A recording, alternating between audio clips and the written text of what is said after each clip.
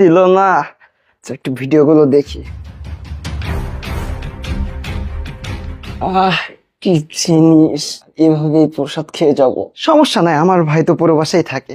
আমি এখনো ঘুমাচ্ছি। কই দেখি কয়টা বাজে। ওমা 3টা বেজে গেছে, আমি তো কোনো কাজ কাজ কোনো কিচ্ছু করিনি। কখন ঘুমিয়ে পড়লাম সেটা বুঝতে পারিনি।